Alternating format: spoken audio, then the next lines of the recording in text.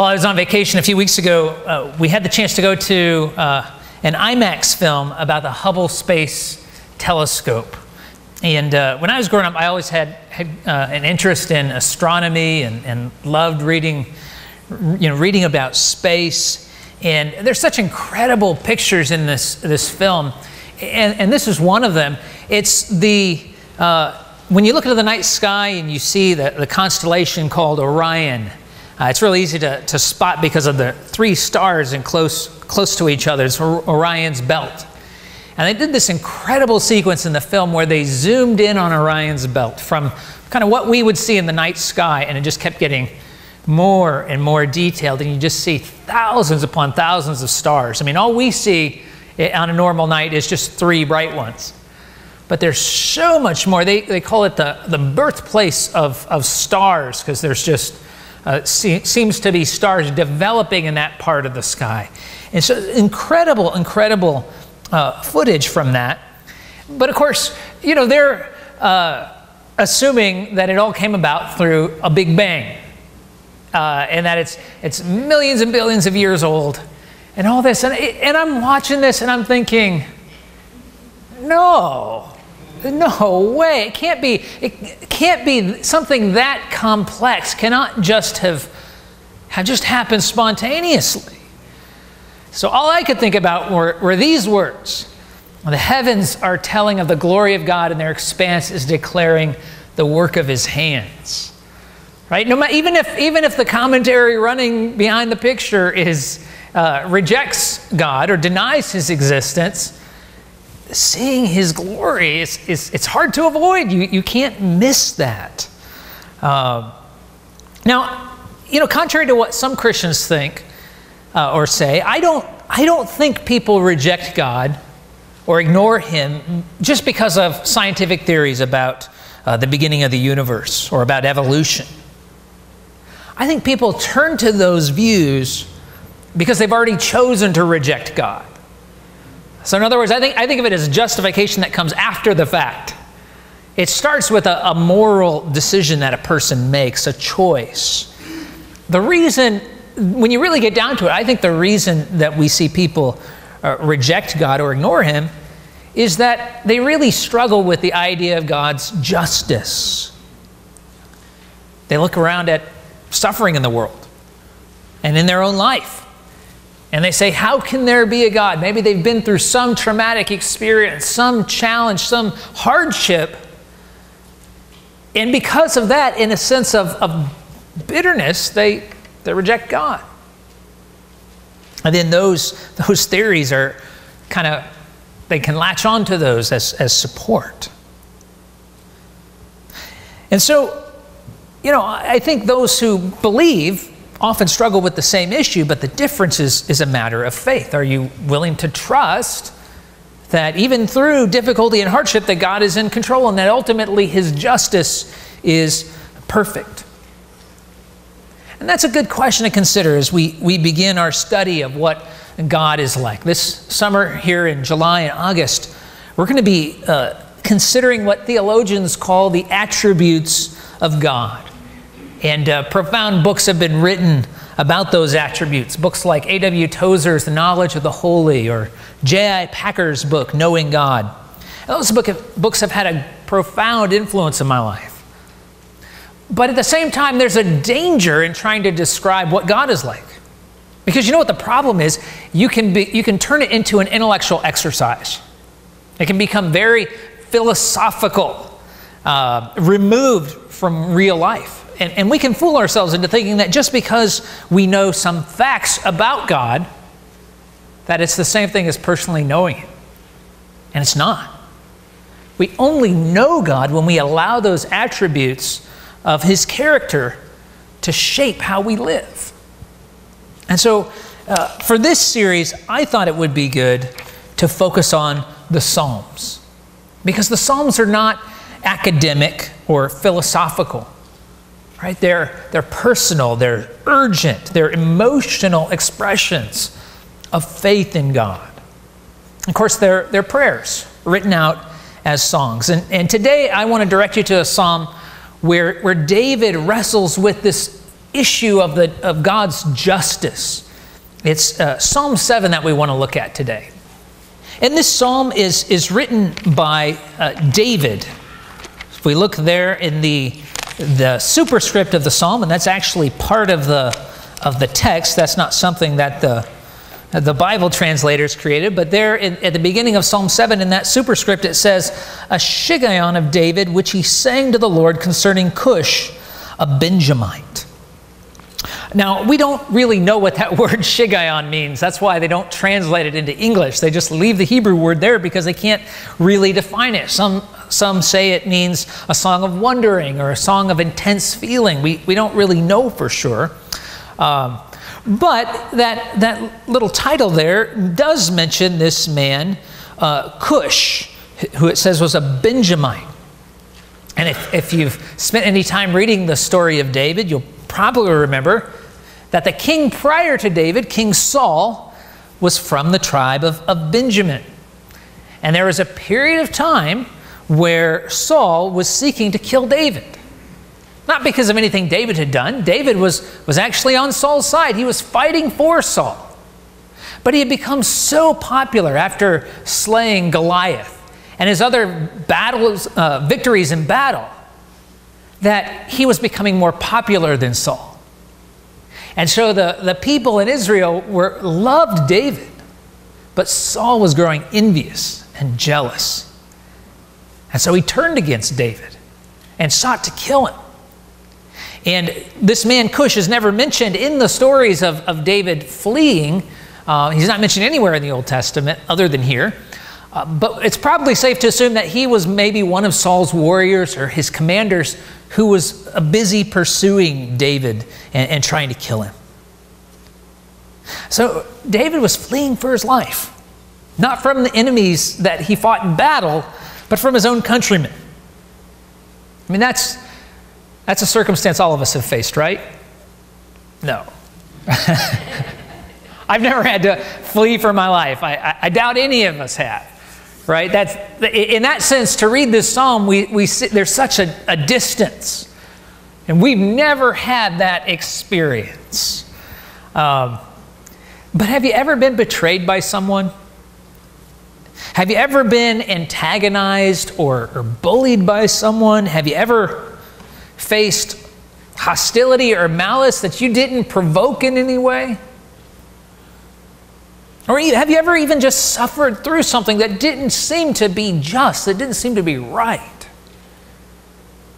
If that's the case, then we should be able to identify with some of David's feelings here in this psalm, in Psalm 7. So follow along with me as I read Psalm 7. I'll just read straight through the whole psalm. David says this,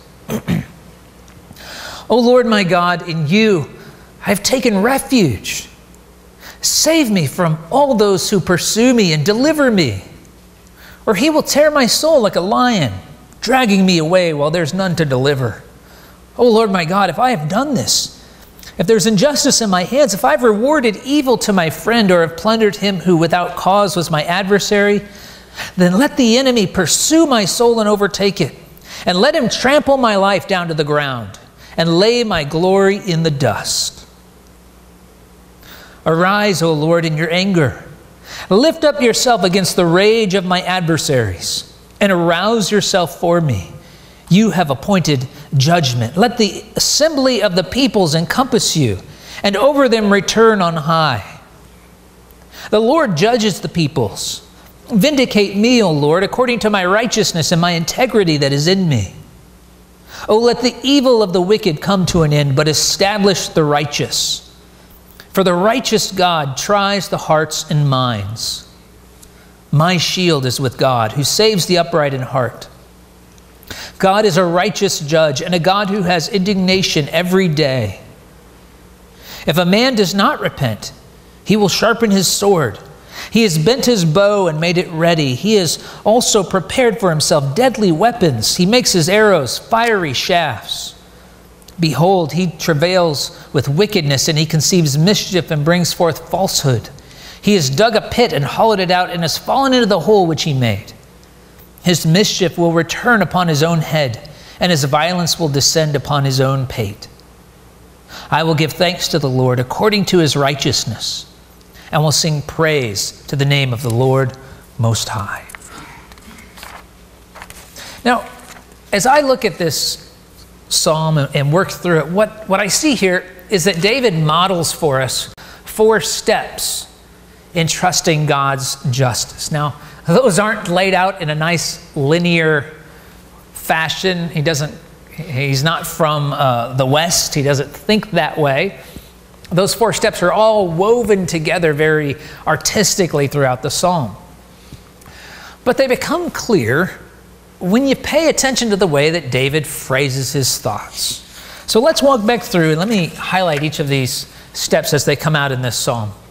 The first one is to affirm the reality of God's justice. This is the beginning point.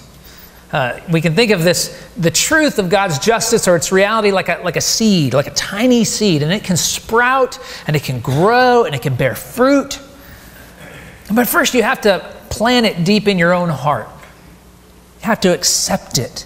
You have to latch onto it and begin to personally agree with it and affirm it. David does this 3 times in this psalm. And he does it with 3 simple statements about God's character. First one comes out there in verse 8. Take a look. At the beginning of verse 8, he says, "The Lord judges the peoples." Now, it's interesting. When he says the word peoples, that's not a mistake there, right? We don't normally speak that way of peoples. But when the term people is used that way in the Old Testament, it's talking about different groups of people, nations and tribes. And the idea here is that God judges groups of people. There were certain nations that he exalted to power and prosperity. And God blessed ancient Israel. He chose them as a nation and used them, and that's recorded throughout the Old Testament. But God also chooses at times to judge nations, to humble a nation as a group. And we see that recorded in Scripture as well. So God judges groups of people. David makes that point. Now jump down to verse 9, the second part of verse 9.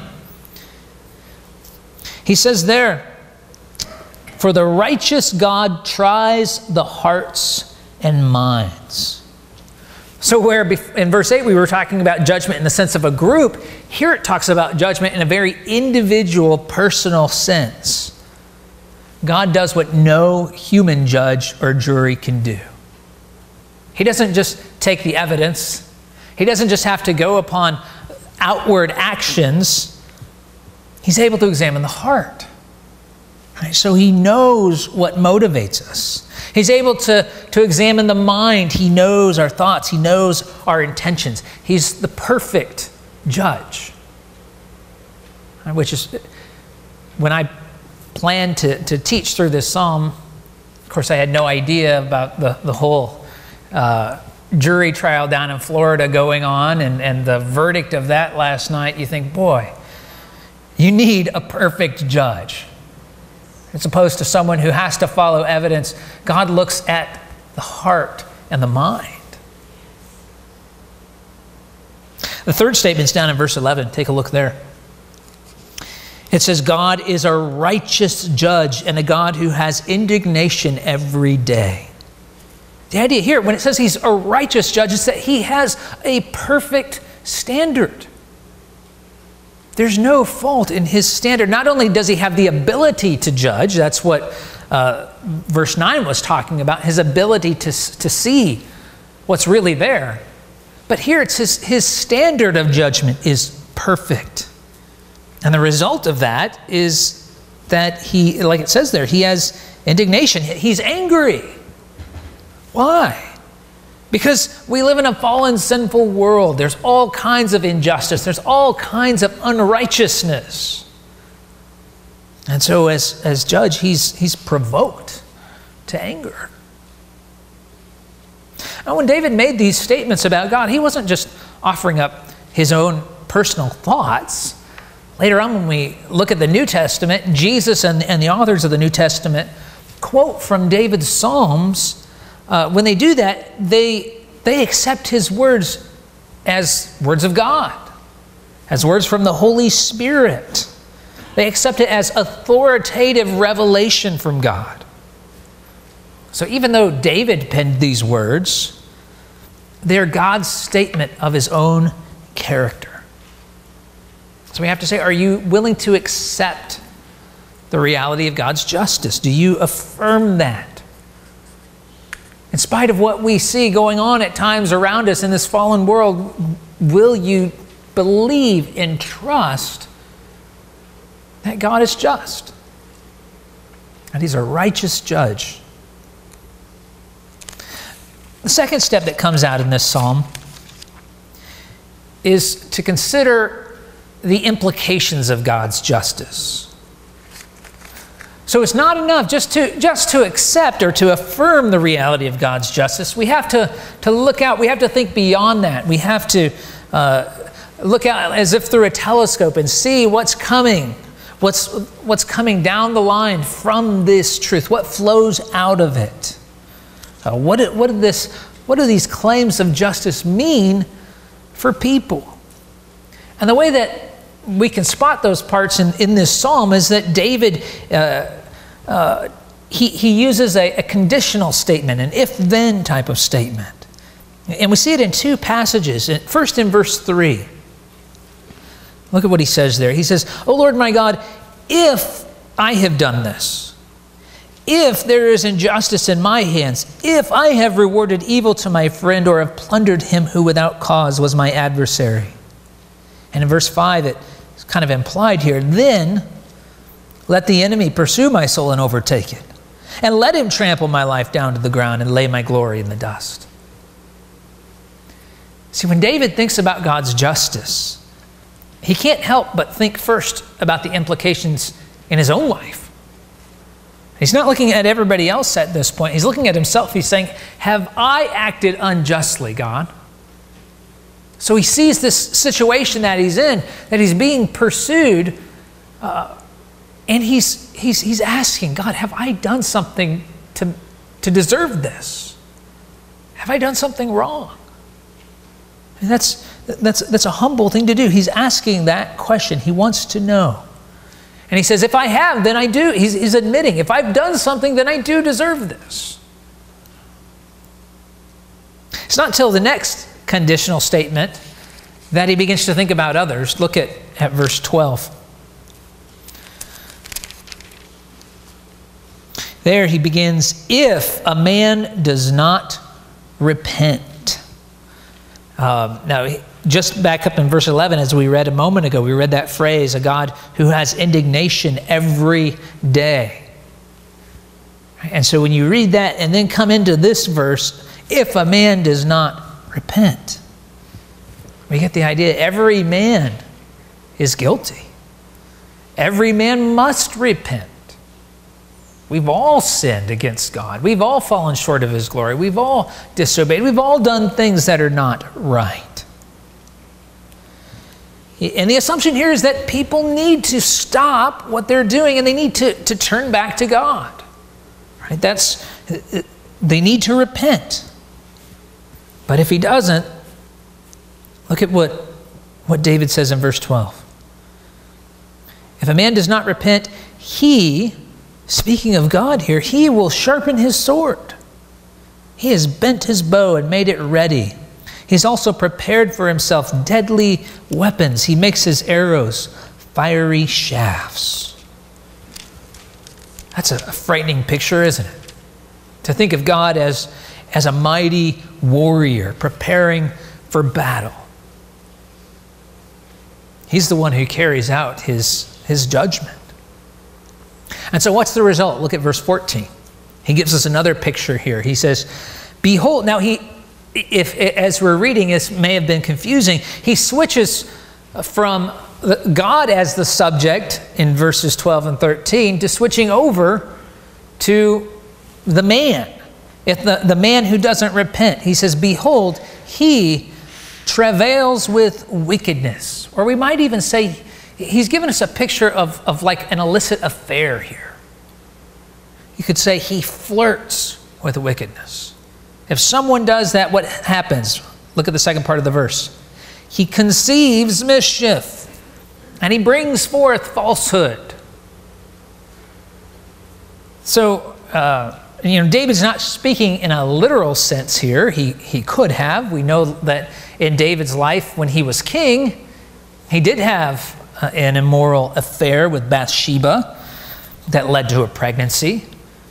But here he's speaking in more general terms. He's envisioning the consequences of sin, that if you flirt with wickedness, it's going to have an impact. It's going to have a result. It's going to produce something, mischief and falsehood. Those are consequences. And so then in verse 15, he says this. He gives us a third picture here. He says, he's dug a pit and hollowed it out, and has fallen into the hole which he made. His mischief will return upon his own head, and his violence will descend upon his own pate. Again, a powerful picture. Committing sin, doing something wrong, disobeying God, it's like digging a hole. And it's not until you're at the bottom of it that you suddenly realize that it's your own grave. That you've done this to yourself. So if God's justice is true and real, then there are consequences. Personally, for us, and looking out at all the people around us. It's a frightening thought. Have you ever considered that for yourself? Have you ever looked at your life in those terms and realized that you need to repent, that you need forgiveness? Have you ever done that? Have you ever had that point of turning around and beginning to follow God? And then on the other side, when you face those difficulties, when you have people that are maybe hostile or antagonistic toward you, do you ever stop and think about the reality that God knows their actions? We tend to get angry and want to settle it ourselves, but part of the implication here is that God's going to deal with it. That God can handle it.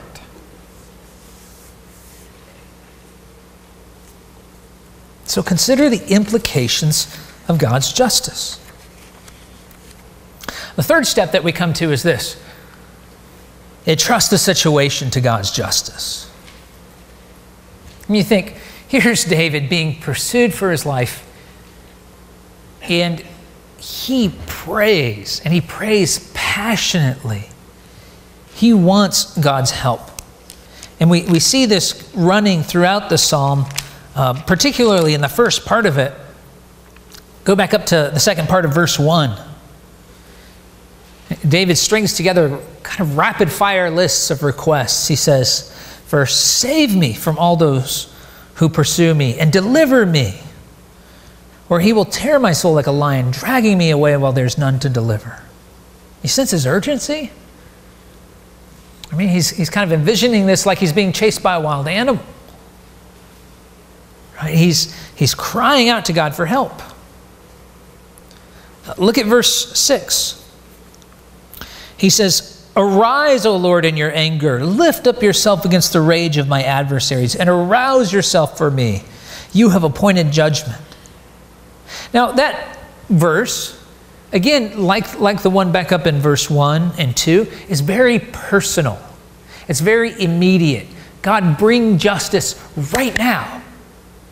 Do it this moment, because I won't survive if you don't. That's the way he's praying here. But then verse 7 is more future, and it's universal. It's not so personal. Look at what he says in verse 7. Let the assembly of the peoples encompass you, and over them return on high. What's he talking about there? I think what he's saying is it's a vision of the end times. It's like jumping ahead to Revelation chapter 21 and 22. It's looking ahead to the time when God will reign over the entire earth, when all peoples everywhere gather around God to worship him. David wants that time to come. So even in the midst of the immediate circumstances and the difficulties that he's facing, he wants God to fix that situation. But he kind of knows that ultimately it's not going to be fixed until everything's fixed. Right? This situation may stop. This guy may stop pursuing him. Saul may pass away. But there's always going to be somebody else until God comes and changes everything and brings true justice. You see this same kind of pattern, this pairing of the personal, immediate, and the future universal, again down in verse 8, second part of verse 8. The personal, he says, "Vindicate me, O Lord, according to my righteousness and my integrity that is in me." See, he's not speaking there in an ultimate sense. David knows that he's committed sin, but he's saying, in this particular situation right now, God, I'm innocent. I haven't done anything to deserve this. So he's saying, God, vindicate me here. Help me. He wants God to demonstrate it so everybody will see that he's not guilty. But then again, he looks ahead. Look at what he says in verse 9. To the future, the universal, he says, "Oh, let the evil of the wicked come to an end, but establish the righteous." I mean, again, that's ultimate justice, right?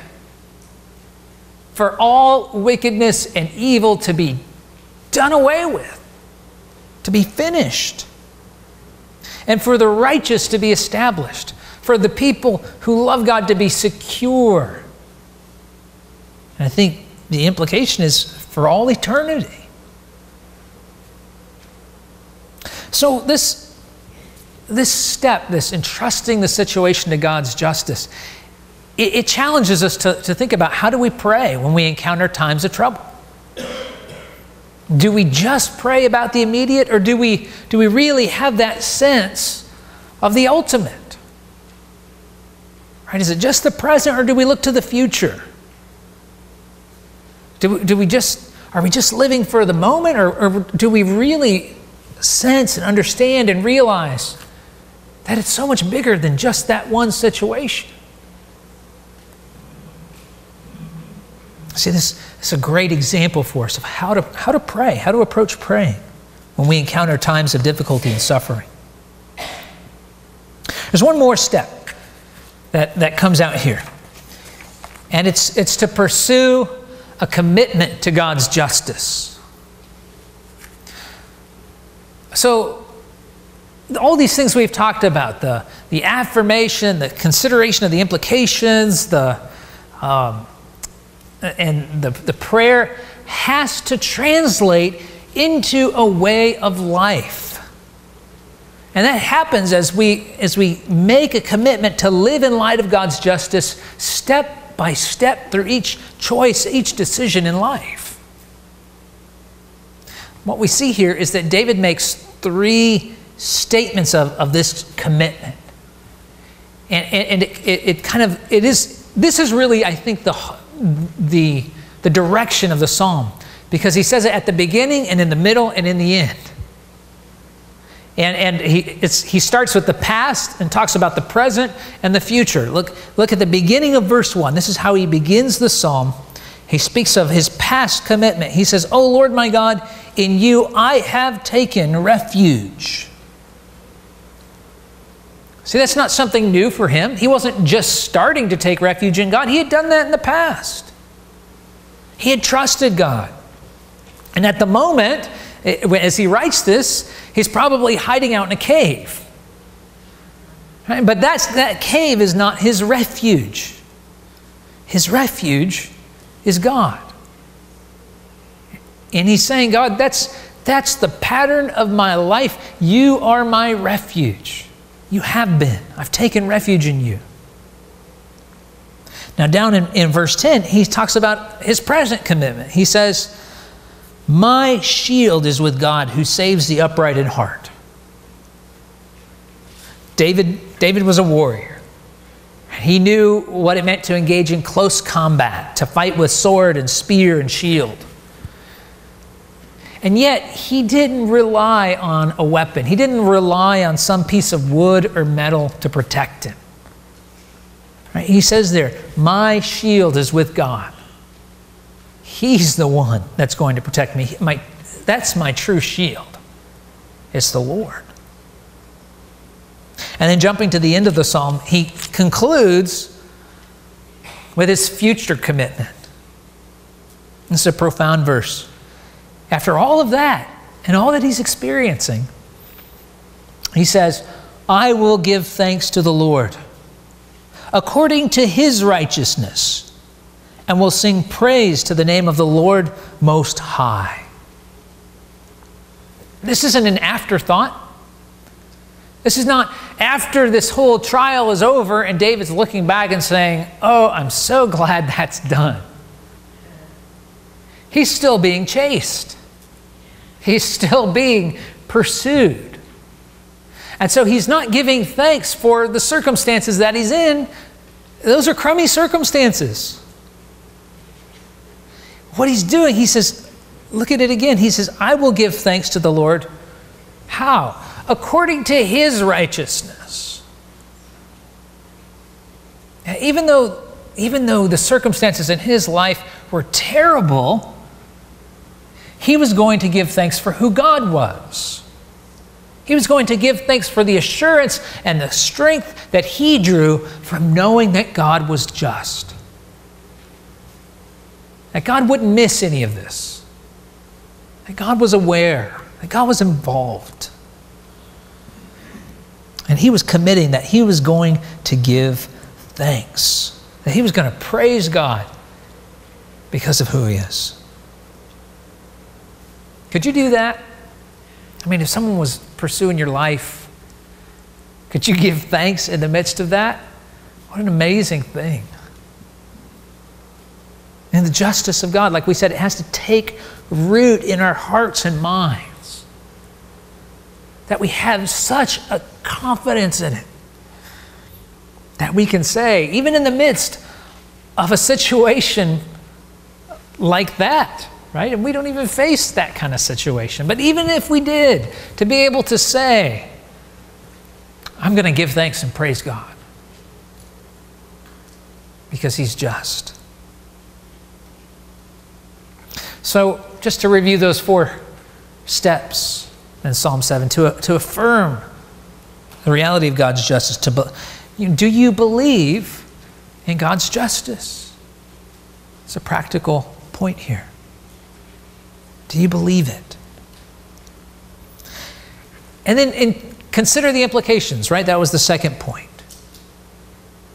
And this morning, we're celebrating communion. And so this is a good point to think about Christ's death. Because if there was ever an unjust act in history, it was the crucifixion of Jesus Christ. He was a perfectly righteous man. There is nothing in his life that deserved that kind of treatment. Right? We know that. And yet, in the overall scheme of what God was doing, God's ultimate plan, that by dying on the cross and suffering that unjust punishment, Jesus was paying the price for sin, that he was paying for our punishment. He was taking our place. So we think of the implications, not only in our lives that we deserve judgment, but that Christ died for us. And so, have you sought forgiveness from God? Have you repented? That's what we talked about in that section of the psalm. Have you turned from going your own way to trust in God and to believe in Christ? Talked about entrusting our situation to God. Whatever difficulties you're facing, are you clinging on to those? Are you trying to work through them on your own strength? Or are you really willing to to say, God, I'm going to trust you with it. You know what's right. You know what's best. I don't see how this plays out. It doesn't make any sense to me. But I'm going to trust you anyway. Are you willing to do that? Is there a situation you need to do that with today? And then, fourthly, to pursue that ongoing commitment in light of God's justice, to take refuge in him, to make him your shield, to give thanks to him. And maybe a practical way to do that would be to spend more time in this psalm, to kind of let it sink in. Let it saturate your mind and heart. My prayer for us is that God's justice would take deep root in our lives today.